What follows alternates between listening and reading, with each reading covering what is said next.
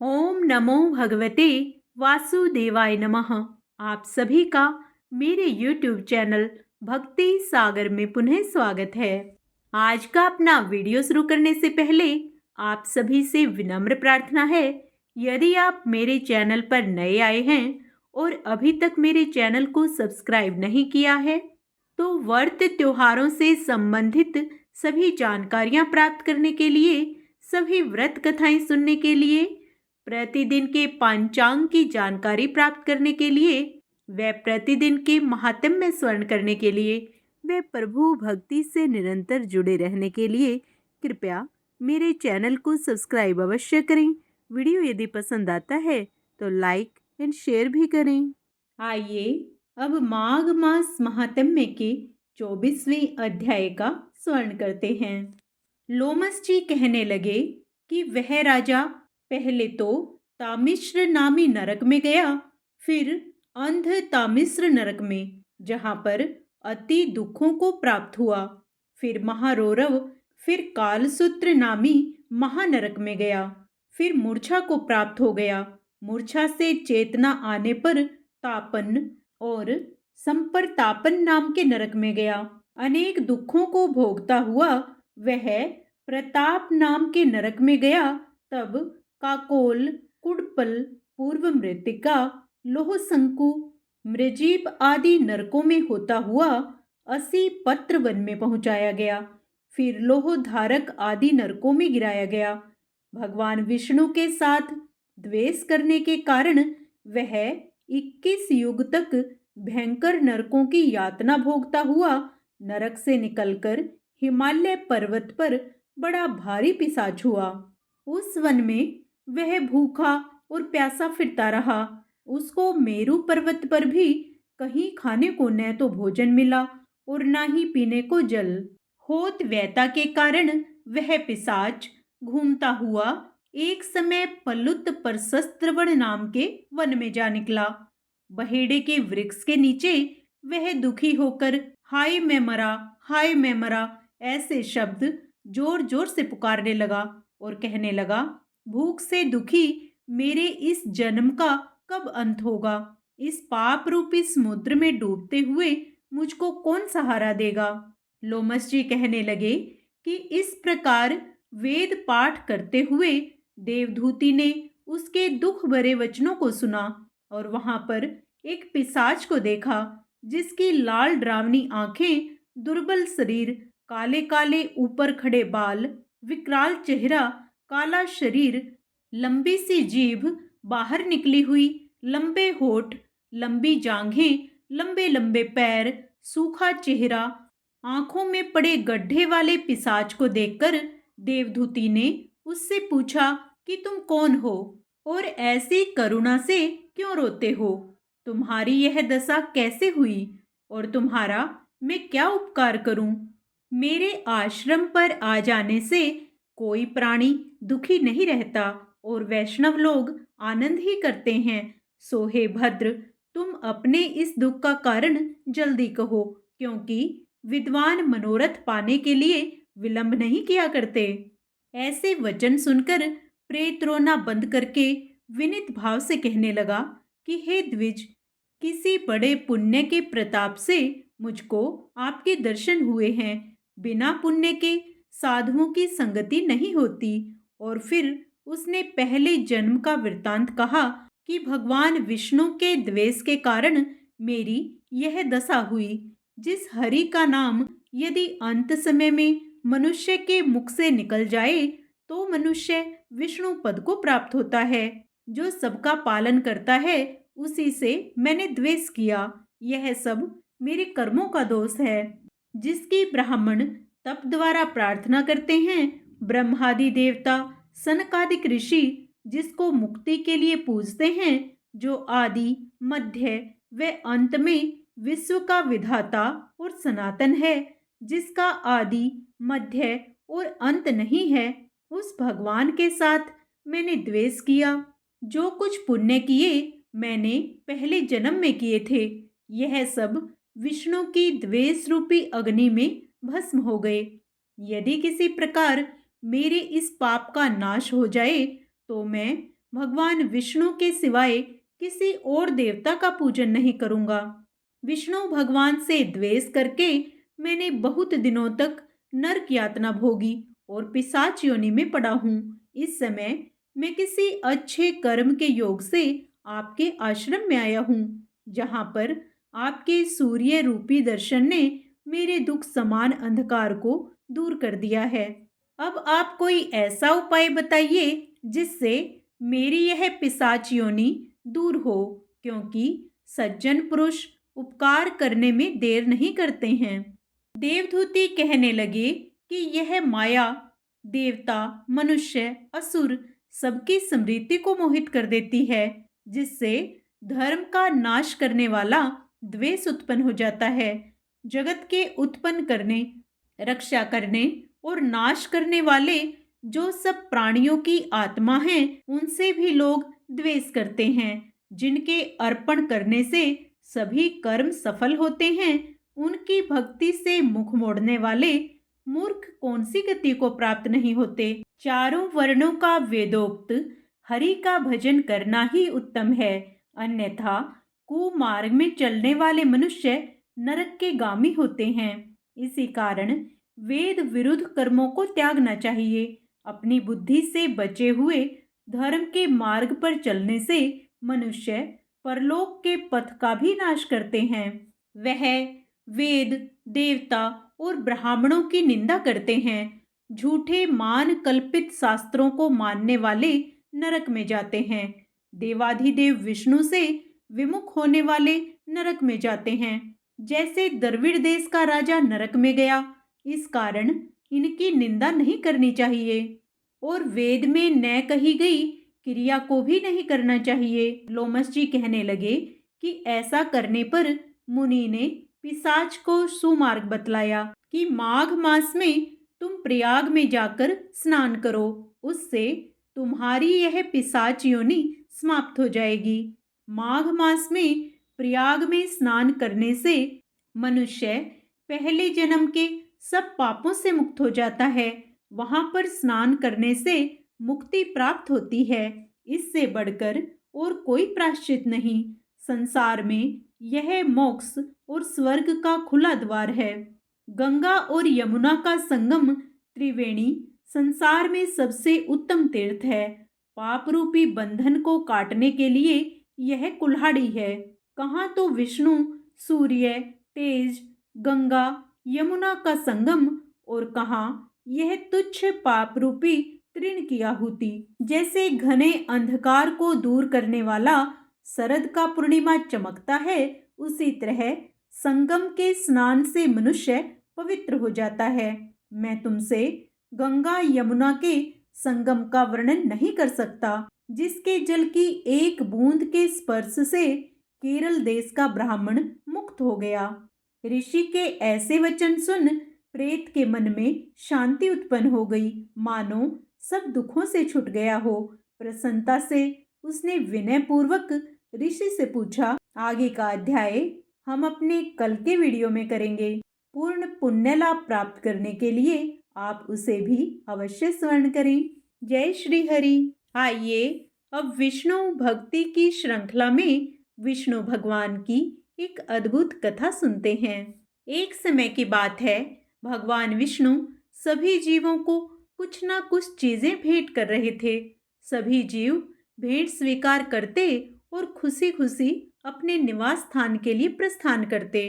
जब सब चले गए तो उनकी चरण सेविका श्री लक्ष्मी जी ने भगवान से कहा, हे नाथ, मैंने देखा कि आपने सभी को कुछ ना कुछ दिया, अपने पास कुछ नहीं रखा, लेकिन एक चीज आपने अपने पैरों के नीचे छिपा लिया है। वो चीज क्या है? श्री हरि मंद मंद मुस्कुराते रहे। उन्होंने इसका कोई जवाब नहीं दिया। लक्ष्मी जी ने फिर कहा, प्रभु हमसे न छुपाएं, मैंने स्वयं अपनी आंखों से देखा है, आपने कोई एक चीज अपने पैरों के नीचे छिपा रखी है। निवेदन है, कृपया इस रहस्य से पर्दा उठाएं और मुझे अवश्य बताएं। श्री हरि बोले, देवी, मेरे पैरों के नीचे शांति है। शांति मैंने किसी को नहीं दी। सुख सुविधा तो सबके पास हो सकती हैं, मगर शांति तो किसी दुर्लभ मनुष्य के पास ही होगी। मैं शांति सभी को नहीं दे सकता। जो मेरी प्राप्ति के लिए तत्पर होगा, जिसकी सारी चेष्टाएं मुझ तक पहुंचने की होंगी, उसी को यह मिलेगी। श्री हरि से आज्ञा लेकर शांति कहने लगी, हे जगत माता, हे श्री हरि। श्री हरि ने मुझे अपने पैरों के नीचे नहीं छिपाया, बल्कि मैं स्वयं उनके पैरों के नीचे छिप गई। शांति तो सिर्फ हरि चरणों के नीचे ही जीव को मिलती है, अन्यथा कहीं नहीं मिलती। कथा कहती है कि उसी दिन से श्री लक्ष्मी जी ने श्री हरि के चरणों की सेवा शुरू कर दी। क्योंकि व्यक्ति सारी सुख संपत्ति से सुसज्जित हो, मगर उसके पास शांति ही ना हो, तो उसकी सारी सुख संपत्ति व्यर्थ हो जाती है।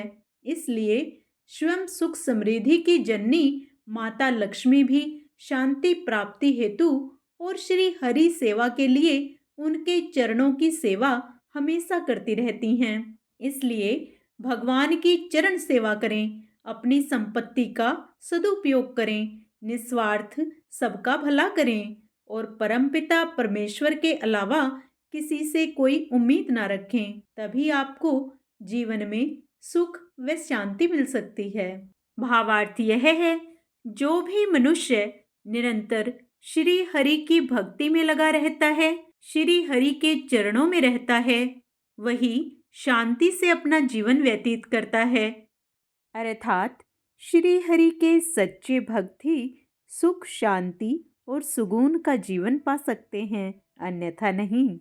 हमें सांसारिक चीजों के साथ साथ श्री हरि को हमेशा याद रखना चाहिए व उनके चरणों की वंदना करनी चाहिए। जय श्री हरि, जय श्री विष्णु, जय माँ लक्ष्मी। आइए अब श्री हरि विष्णु को प्रसन्न करने के लिए विष्णु चालीसा का पाठ करते हैं। विष्णु सुनिए विनय, सेवक की चितलाए, कीरत कुछ वर्णन करूं, दीजिए ज्ञान बताए। नमो विष्णु भगवान खरारी, कष्ट न सावने अखिल बिहारी। प्रबल जगत में शक्ति तुम्हारी, त्रिभुवन फैल रही उजियारी। सुंदर रूप मनोहर सूरत, सरल स्वभाव मोहिनी मूरत। तन पर पीतांबर अति सोहत, बैजंती माला मन मोहत। शंख चक्र कर गदा विराजे, देखत दैत्य असुर दल भाजे। सत्य धर्म मद लोभ न गाजे, काम क्रोध मद लोभ न छाजे। पाप काट भव सिंधु उतारण, कष्ट नाश कर भक्त उबारण। करत अनेक रूप प्रभु धारण, केवल आप भक्ति के कारण। धरणी धेनु बन तुम्हि पुकारा, तब तुम रूप राम का धारा। भारे उतारे असुर दल मारा, रावण आदिक को संहारा। संत भक्त सज्जन मन रंजन, धनुज असुर दुष्टन दल गंजन। सुख उपजाए कष्ट सब भंजन, दोष मिटाए करत जन सज्जन। आप वाराह रूप बनाया, हिरणाक्ष को मार गिराया। धर्म तस्य तन सिंधु बनाया, 14 रत्नन को निकलवाया। अमिलख असुरन द्वंद बचाया, रूप मोहिनी आप दिखाया। देवन को अमृत पान कराया, असुरन को छवि से बहलाया। कूर्म रूप धर सिंधु मझाया, मंद्राचल गिरि तुरंत उठाया। शंकर का तुम फंद छुड़ाया, भस्मासुर को रूप दिखाया। वेदन को जब असुर डुबाया, कर प्रबंध उन्हें ढूंढवाया। मोहित बनकर खल ही नचाया, उस ही कर से भस्म कराया। असुर जलंधर अति बलदाई, शंकर से उन कीन्ह लड़ाई। हार पार शिव सकल बनाई, कीन सती से छल खल जाई। सुमिरन कीन तुम्हें शिवरानी, बतलाई सब विपत कहानी। तब तुम बने मुनीश्वर ज्ञानी, वृंदा की सब सूरति भुलानी। देखत 3 धनुज सैतानी, वृंदा आए तुम्हें लपटानी। ओ स्पर्श धर्म क्षति मानी, हना असुर उर शिव सैतानी। तुमने ध्रुव प्रहलाद उबारे, हिरणाकुश आदिक खल मारे। गणिका और अजामिल तारे, बहुत भक्त भव सिंधु उतारे। हरहु सकल संताप हमारे, कृपया करहु हरि सिरजनहारे। देखहूँ मैं निज दर्श तुम्हारे, दीन बंधु भक्तन हितकारे। चाहता आपका सेवक दर्शन, करहु दया अपनी मधुसूदन। जानो नहीं योग्य जब पूजन, होए यज्ञ स्तुति अनुमोदन। सील दया संतोष सुलक्षण, विदित नहीं व्रत बोध विलक्षण। करहूँ आप किस विधि पूजन, कुमति विलोक होत दुख भीषण। करहूँ प्रणाम कौन विधि सुमिरन, कौन भांति मैं करहूँ समर्पण। सुर मुनि करत सदा सेवकाई, हर्षित रहत परम गति पाई। दीन दुखिन पर सदा सहाई, निज जन जान लेव अपनाई। पाप दोष संताप नशाओ, भव बंधन से मुक्त कराओ। सुत संपत्ति दे सुख उपजाओ, निज चरणन का दास बनाओ। निगम सदा ये विनय सुनावे, पढ़े सुने जो जन सुख पावे। अब हम सत्यनारायण भगवान की आरती करेंगे। ओम जय लक्ष्मी रमणा, स्वामी जय लक्ष्मी रमणा। सत्यनारायण स्वामी, सत्यनारायण स्वामी, जनपातक हरणा। ओम जय लक्ष्मी रमणा। रतन जड़ित सिंहासन, अद्भुत छवि राजे। नारद करत निराजन, घंटावन बाजे।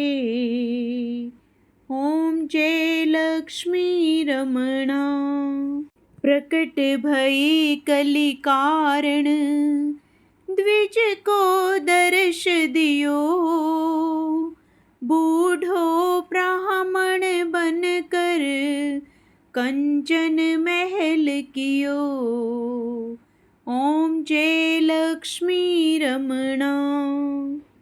दुर्बल भील कठारो, जिन पर कृपा करी।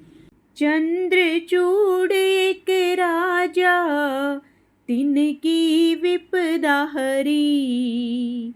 ओम जय लक्ष्मी रमणा। वैश्य मनोरथ पायो, शरधा तज दीन्ही। सो फल भोग्यो प्रभु जी, फिर स्तुति कीन्ही। ओम जय लक्ष्मी रमणा।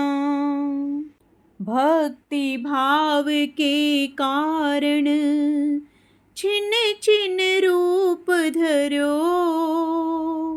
श्रद्धा धारण कीन्ही, तिनको काज सरो। ओम जय लक्ष्मी रमणा। ग्वाल बाल संग राजा, वन में भक्ति करी। मनोवांछित फल दीन हो, दीन दयालु हरि। ओम जय लक्ष्मी रमणा। चढ़त प्रसाद सवायो, कदली फल मेवा। धूप दीप तुलसी से, राजी सत्य देवा। ओम जय लक्ष्मी रमणा। सत्यनारायण जी की आरती, जो कोई नर गावे। तन मन सुख संपत्ति, मनोवांछित फल पावे। ओम जय लक्ष्मी रमणा। स्वामी जय लक्ष्मी रमणा। जय श्री हरि।